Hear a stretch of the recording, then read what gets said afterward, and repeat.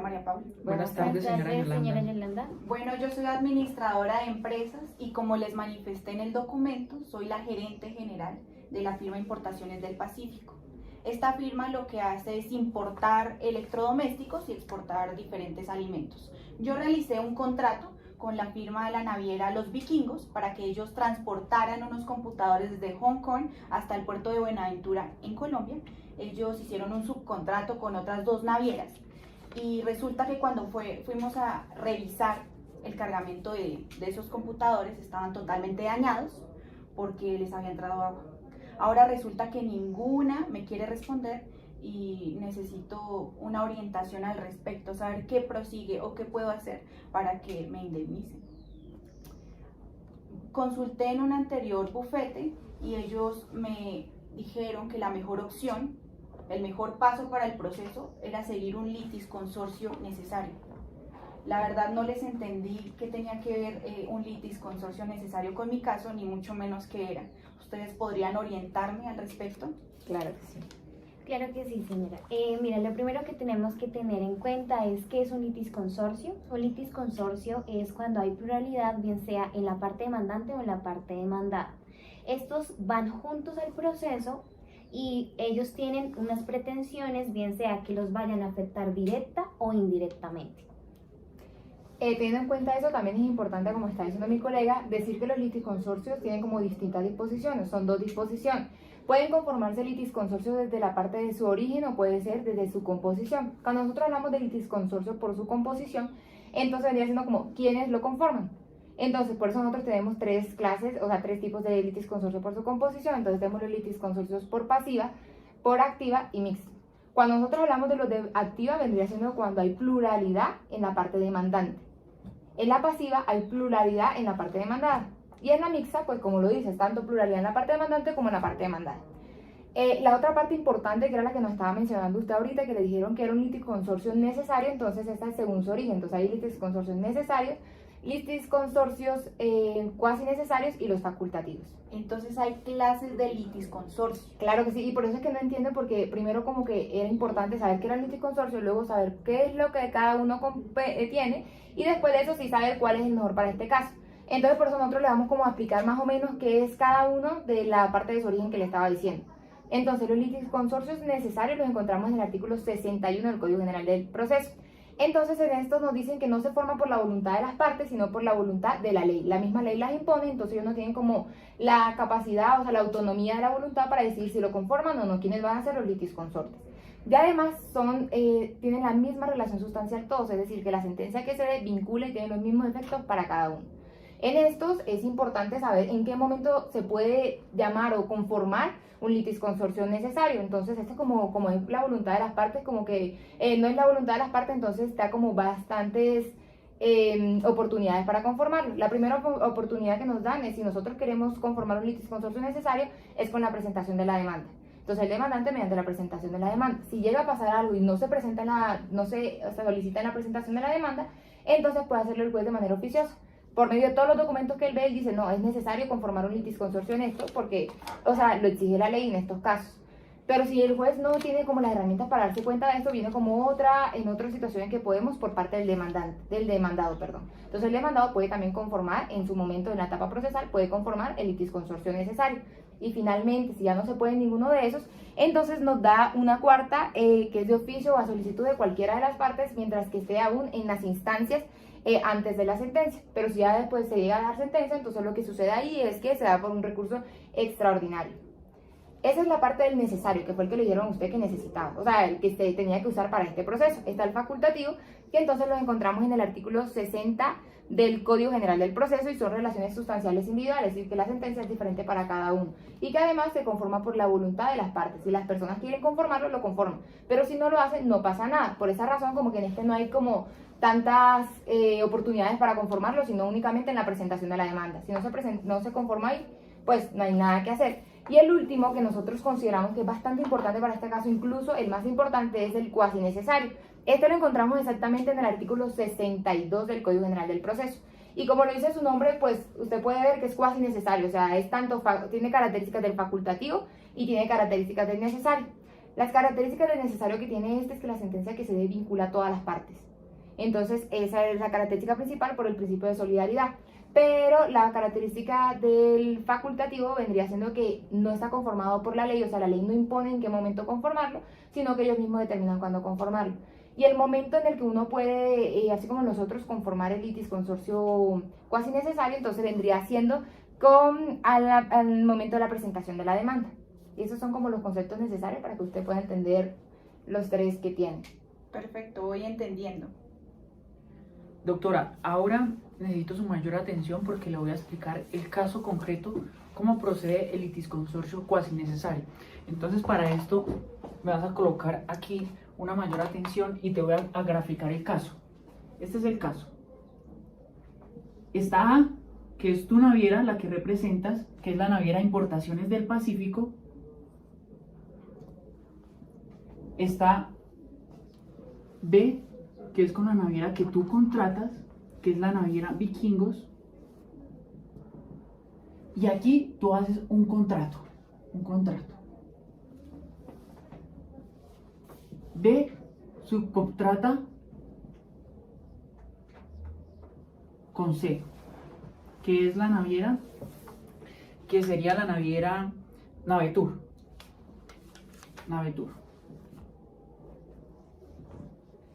Y hace otro subcontrato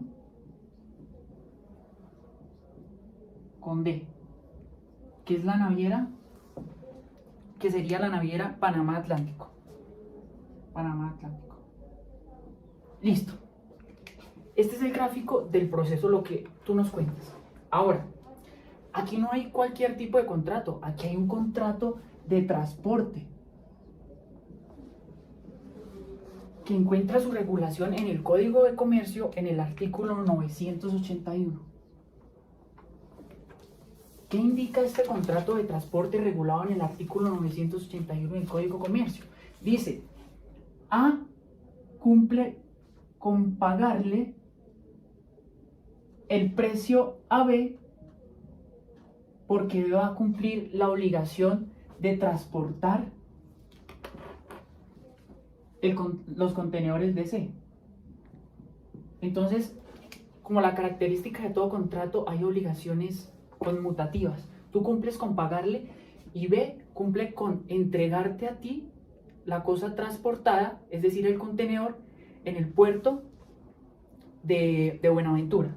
Entonces, lo que pase en el transporte es responsabilidad de B, porque hay un contrato. Entonces, B se obliga con un deber objetivo de cuidado a mantener la vigilancia de tus contenedores. Entonces, subcontrata con C para que le transporte de un tramo determinado y subcontrata con D para que también le transporte un tramo determinado. Pero todo es para todos estos subtransportes que se hacen es de una misma relación sustancial, que es el contrato de transporte. Ahora, el Código Civil nos dice que el subcontrato, el Código Civil en el artículo 1499, en el artículo 1499 del Código Civil nos dice que los subcontratos subsisten, que es un negocio jurídico que subsiste por un contrato principal. Mira aquí el contrato principal, el contrato de transporte del artículo 981 del Código de Comercio. Ahora, si nos vamos para el Código, para el Código de Comercio, aquí hablamos de un contrato de transporte combinado, un contrato de transporte combinado. O sea, no hay cualquier clase de transporte, sino una clase de transporte combinado, ¿verdad? ¿Y por qué es un transporte combinado? El transporte combinado es aquel transporte en el que hay varios transportadores, como en este caso B, C y D, que se comprometen a llevar el mismo contenedor, bien sea B de un lugar a otro, C de un lugar a otro y D de un lugar a otro, como en el caso que tú nos explicas. ¿Sí me vas comprendiendo? Sí, perfecto. Entonces, un contrato de transporte combinado. Listo. Entonces, ahora, lo importante aquí es entender que estos subcontratos subsisten por un contrato de transporte combinado. ¿Tú qué ves aquí? Según lo que te explique, que hay pluralidad de transporte. de transportadores, ¿verdad? Hay pluralidad de transportadores. Pluralidad de transportadores. Está B, C y D. Ellos fueron los que se comprometieron en llevarle de un tramo determinado que es desde Hong Kong a Buenaventura. Ellos fueron los encargados de todo el tramo de Hong Kong-Buenaventura. Ahora el artículo 986 del Código de Comercio, artículo 986 del Código de Comercio, nos habla de esta regla más importante. Nos dice, todos aquellos inmersos en un contrato de transporte o aquellos que intervinieron en ese contrato de transporte B, C y D están obligados a responder solidariamente. Aquí hablamos de una figura muy importante que es la figura de la solidaridad. La figura de la solidaridad. Entonces, vamos ahora a lo que nosotros vamos a hacer en esta demanda. En la demanda, nosotros vamos a interponerla por una responsabilidad civil contractual, porque esta responsabilidad surge de un contrato de transporte, responsabilidad civil contractual. ¿Por qué vamos a demandar por una responsabilidad civil contractual? Porque estos B, C y D en el transcurso del transporte tenían que cumplir unas obligaciones. Obligaciones como tener un deber objetivo de cuidado, actuar prudentemente, cuidadosamente con la cosa transportada, en este caso, tus computadores. Y ellos cumplieron ese deber objetivo de cuidado y por eso fue que los computadores se dañaron, porque no actuaron de manera cuidadosa y diligentemente. Entonces, eso va para iniciar el proceso de responsabilidad contractual. En el proceso de responsabilidad contractual, cuando presentemos la demanda, en la demanda, tú como demandante, Importaciones del Pacífico, que sería A, va a demandar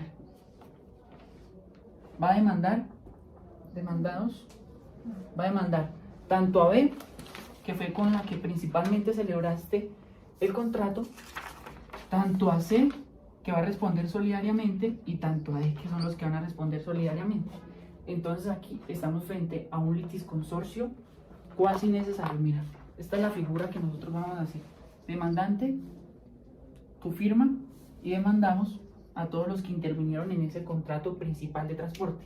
Para finalizar, el artículo 62 del Código General del Proceso es el que nos regula, lo voy a colocar aquí, artículo 62 del Código General del Proceso, es el que nos regula principalmente esta figura procesal del litisconsorcio cuasi necesario, el cual nos va a decir, este tiene características del litisconsorcio necesario y del litisconsorcio facultativo. ¿Cuáles son las características?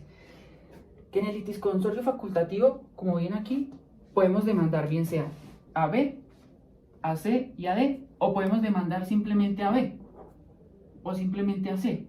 Pero como nosotros aquí está algo importante en juego, que es que nos reparen los daños que nos causaron, vamos a demandar a todos, para que ninguno saque el pretexto de que no, que el error lo cometió C, y si el error lo cometió C, pues es el que nos va a indemnizar. Entonces vamos a integrar a todos aquí en este proceso, por lo cual vamos a formar un litisconsorcio facultativo. Entonces un litisconsorcio cuasi necesario, perdón. Aquí ya te expliqué la característica del litisconsorcio facultativo, que podemos demandar bien sea a todos o a cualquiera de las partes. La característica del litisconsorcio necesario es que toda esta solidaridad, por lo cual vamos a demandar, nace de una misma relación sustancial, el contrato de transporte combinado, regulado en el artículo 981 del Código de Comercio. Así, cuando se expida la sentencia, pues simplemente va a acabar el proceso, se acaba el proceso tanto con B, con C y con D, y la sentencia los vincula a todos. Por eso estamos entre un litisconsorcio cuasi necesario que trae características de un facultativo, que tú puedes demandar a B, C y D o al que tú quieras, en un litisconsorcio con una característica de litisconsorcio necesario, la cual el proceso nace de una relación sustancial y la sentencia los va a vincular a todos. Sí o sí la sentencia los va a vincular a todos. Este es lo que nosotros vamos a hacer en este proceso. Perfecto, entonces al final todos me van a indemnizar. Sí, señora. Al final, puede ser que B, C y D te indemnicen cuando en el Código de Comercio dice que cuando no se ve quién tuvo la culpa de tu perjuicio, todos se indemnizan. A, B, C y D. Pero si se nota que en el tramo que cubrió D, él fue el que causó el perjuicio, entonces D es el que te va a indemnizar. Eso es lo que nos dice el Código de Comercio. Perfecto. Muchas gracias. Como lo que usted nos comentaba, señora Yolanda, anteriormente, de que la naviera no quiere responder por los perjuicios causados a sus computadores, podríamos realizar un llamamiento en garantía, el cual está regulado en el artículo 64 del Código General del Proceso. ¿Esto para qué? Con el fin de que, según revisando el caso, la naviera Vikingos tiene un contrato de seguros con la aseguradora SA. Por tanto, podemos llamar al proceso a la aseguradora para que ésta pueda indemnizar los perjuicios materializados en el daño de los materiales electrónicos. Tengo una duda, doctora. ¿Qué es un Señora. llamamiento en garantía? Bueno, ¿Acaso este sirve para que a quien se llama intercambie su lugar en el proceso? con el llamamiento en garantía, si se condiciona la parte, le exigimos a un tercero la indemnización total o parcial de los perjuicios. No siempre nos van a condenar a que sea totalmente. Puede resultar de que debido al tipo de responsabilidad o de los daños que se hayan causado por medio del agente agresor, que en este caso fue la naviera, pues puede ser que se condene solamente a la indemnización de los perjuicios parciales. Entonces, esto no quiere decir que la aseguradora reemplace a la naviera, sino que en conjunto acuden al proceso. Entonces, en sí, el llamado es un tercero que entra a responder por los daños de quien contrató dicho servicio de respaldo para un caso como en este. Tenemos que tener en cuenta de que la aseguradora va a ingresar al proceso solamente si ésta deberá contestar la demanda principal, que es la que vamos a interponer hacia el litisconsorcio cuasi necesario, y en ese mismo escrito de la contestación de la demanda deberá ir la contestación del llamamiento. Es decir, que la aseguradora puede decidir no indemnizar. Claro, puede decidir no indemnizar. La ley no le obliga a que por el simple hecho de tener un contrato de seguros, en este caso con la naviera, tenga que sí o sí responder. Porque tenemos que tener en cuenta la conducta de la naviera. Porque pudo ser que ésta incurrió en una negligencia de manera dolosa o culposa. Por tanto, la aseguradora puede decir no voy a responder porque en este caso mi indemnización no va a según la negligencia que tuvo la naviera. Esto, ¿cómo lo va a hacer para oponerse a este llamamiento? Lo que ellos hacen es presentar lo mismo en un escrito. Van a presentar las excepciones por las cuales no van a responder y adjunto a ello las pruebas, para que así el juez pues tenga en cuenta de por qué la aseguradora no va a entrar como otra parte. Doctora, entonces, ¿el dinero de dónde sale? En el caso de que se condene a la aseguradora, el dinero sale de su patrimonio, ¿cierto? Entonces, el llamado en este caso, pues será la aseguradora, siempre y cuando la naviera no hubiese incurrido en, como te comentaba anteriormente, en una conducta dolosa o culposa. Si el dinero efectivamente sale del patrimonio de la aseguradora, ¿por qué no la demandamos a ella? Porque se demanda es a la persona, en este caso jurídica, que cometió el daño. La aseguradora no fue quien transportó los equipos, la aseguradora simplemente tenía un contrato con la naviera, pero quien realmente hizo el transporte fue la naviera. Por tanto, la causante del daño fue la naviera. Por ello, a pesar de que en caso de que se condene en el llamamiento a que la aseguradora indemnice perjuicios, esto no quiere decir de que ella haya sido el agente causador de los daños materiales causados en el equipo material, en el equipo electrónico, perdón, que en este caso fueron los computadores. ¿Cuál momento sería el indicado para llamar a la aseguradora? Lo debemos presentar al mismo tiempo que presentamos la demanda. A la hora de llevar al juzgado nuestra demanda, debemos también en un escrito separado implementar el llamado a esta otra parte. Señora Yolanda, nosotros recibimos otra situación en la que requiere nuestra asesoría, que es con respecto a su deseo de rescindir el matrimonio que tiene actualmente con el señor Roberto José y además solicitar una cuota de alimentos en favor suyo y en favor de su hijo menor llamado Robertico Jr. Voy a empezar contándole toda la información que tenemos nosotros con respecto a esto, entonces si hace falta algo, si algo no está de la manera correcta, usted me puede interrumpir para poder darle solución a esto. Usted se encuentra casada en estos momentos con el señor Roberto José, quien tiene actualmente 35 años. El matrimonio fue contraído por el rito católico en Duitama el 7 de diciembre de 2016 y de esta unión nació su hijo Robertico Jr. Entonces, cuando ustedes contrajeron matrimonio, ¿dónde fijaron su domicilio?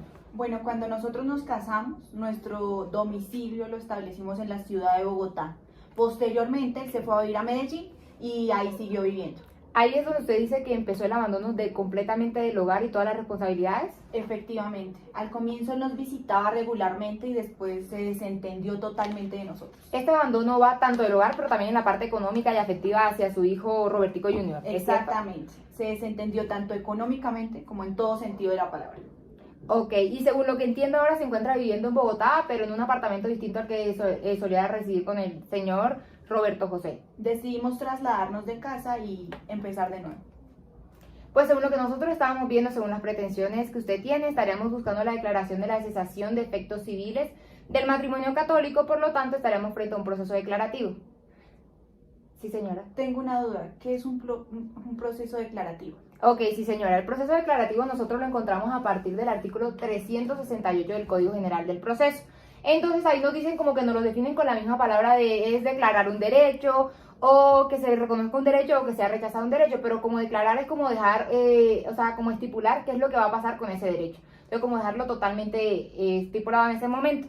Dice que los procesos declarativos a su vez se clasifican en otros dos, entonces vendría siendo un proceso declarativo, puede ser verbal o verbal sumario.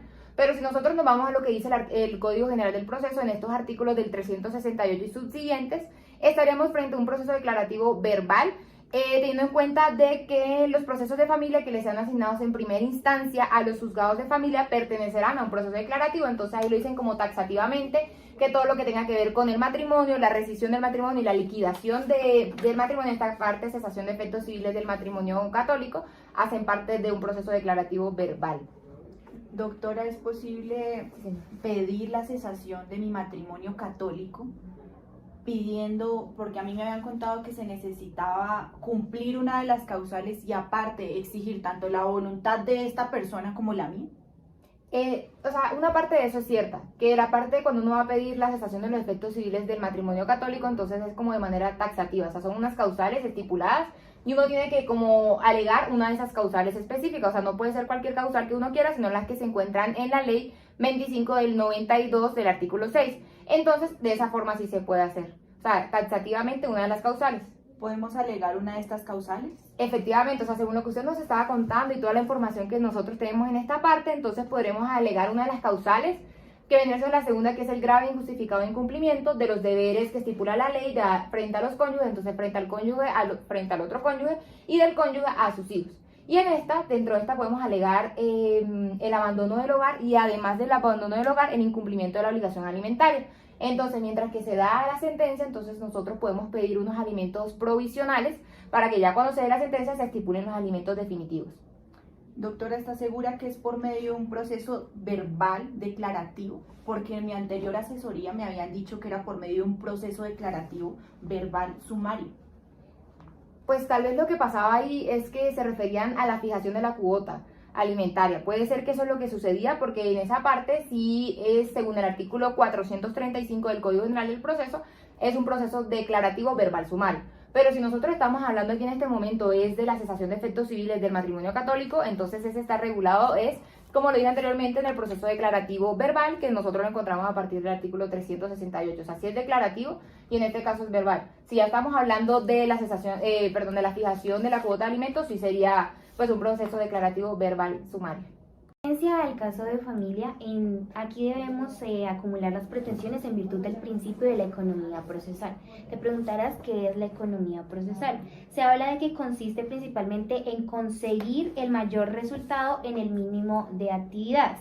También se habla de que en la administración de justicia se busca es la celeridad de la solución de los conflictos. Lo que busca en sí la administración es que en una misma actividad, en este caso judicial, se desarrollen todo lo que se pueda para que podamos descongestionar un poco, no solamente los juzgados, sino también llegar a un acuerdo y a una solución, en este caso del divorcio y de la fijación de la cuota de los alimentos.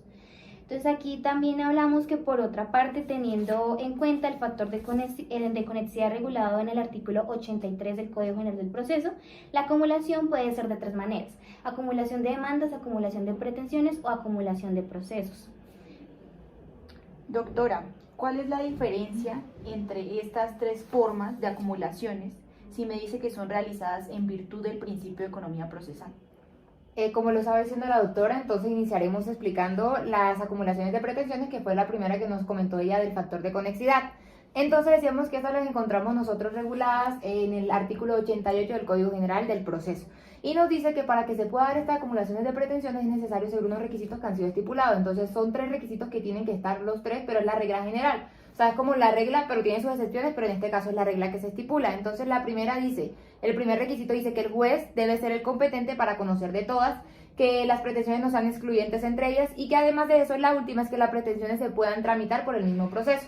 Entonces, en este caso, cuando decimos que se puedan tramitar por el mismo proceso, nosotros decimos que el ejemplo puede ser que un proceso declarativo y otro proceso declarativo, teniendo en cuenta también la especialidad de ese proceso. Entonces, dependiendo de su especialidad, se pueda o no.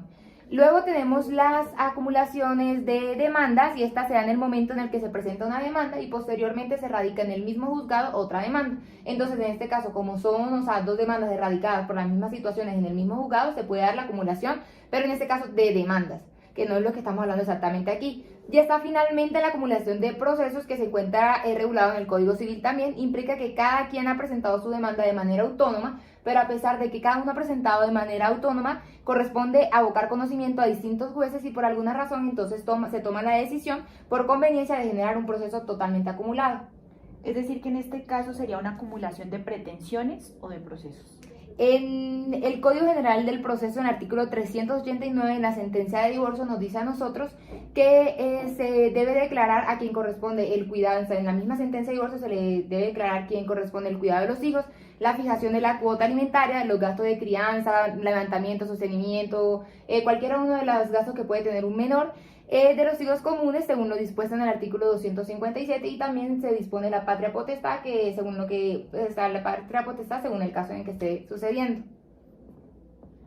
Además, en todos los casos donde se tengan inmersos derechos de los menores, los jueces deben prevalecer esos derechos debido a la protección del menor, a su integridad. Por tanto, aquí la ley va a proteger a sus hijos conforme a la fijación de la cuota para el buen desarrollo de la vida de ellos. Perfecto. Sí, señora doctora. Es porque las anteriores personas que me asesoraron me dijeron que no procedía el factor funcional de la competencia, debido a que este no era un proceso de segunda instancia, sino que hasta ahora lo iba a interponer en primera. Doctora, te voy a explicar muy bien el caso y quiero que me prestes mucha atención porque suele ser a veces muy confuso, pero te lo voy a explicar de la mejor manera. Aquí lo que vamos a hacer es a fijar la competencia. Vamos a fijar la competencia, bueno.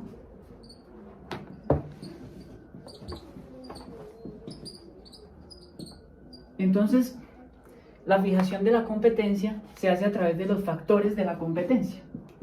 Esos son 5. El primero, que es el factor subjetivo, el segundo, el factor objetivo, el tercero, el factor territorial, que son los que más se utilizan, y luego está el factor funcional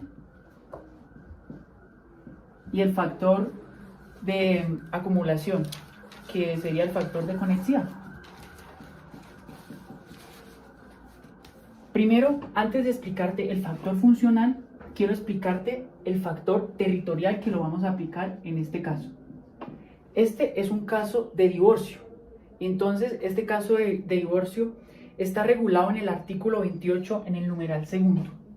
Artículo 28, numeral segundo, donde nos dice que bien sea podemos demandar en el domicilio del demandado, es decir, del que era tu esposo, también podemos domiciliar podemos demandar en el domicilio común anterior si este todavía se conserva. Y en el caso que tú nos cuentas, el domicilio común anterior es Bogotá, que tú todavía lo conservas, solo te fuiste a vivir en unas cuadras más adelante donde vivías. Entonces hacemos aquí este cuadro, porque aquí hay un factor territorial de la competencia, pero hay fuero concurrente a elección. Fuero concurrente a elección. ¿Qué significa esto? Que tú eliges dónde quieres demandar.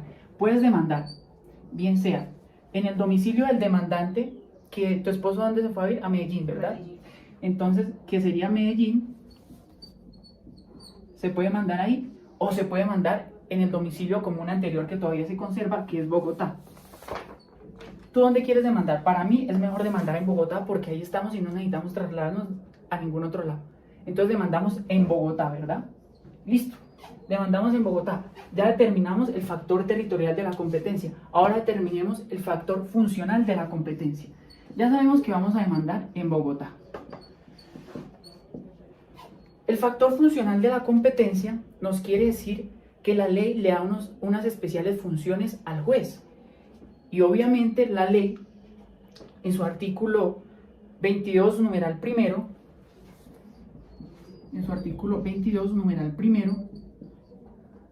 nos dice que el juez de familia es aquel que va a conocer de los procesos de divorcio, ¿verdad?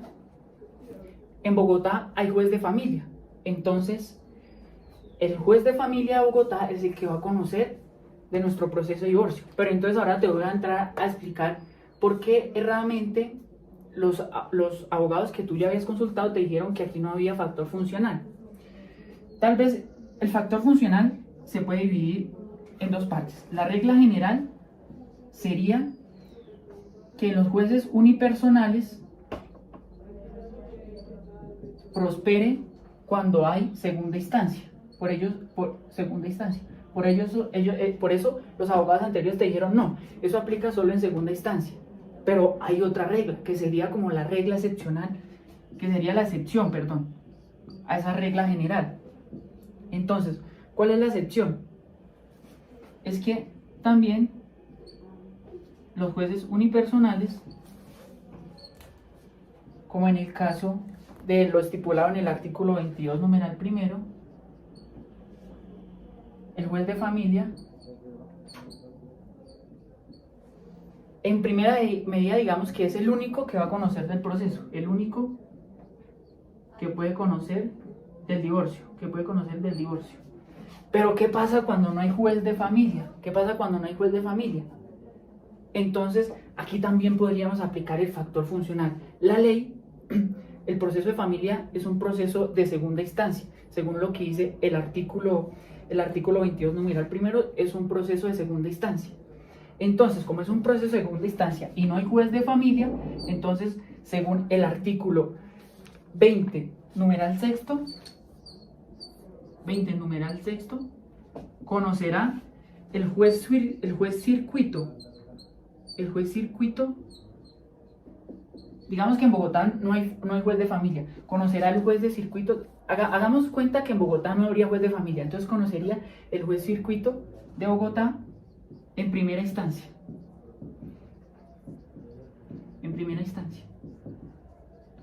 Pero como en Bogotá hay juez de familia, vamos a demandar ante el juez de familia, estableciendo la competencia, el factor de competencia territorial y el factor de competencia funcional. Eso es, doctora. Perfecto. Muchas gracias a todos. Muchas gracias. Muchas gracias. Yolanda.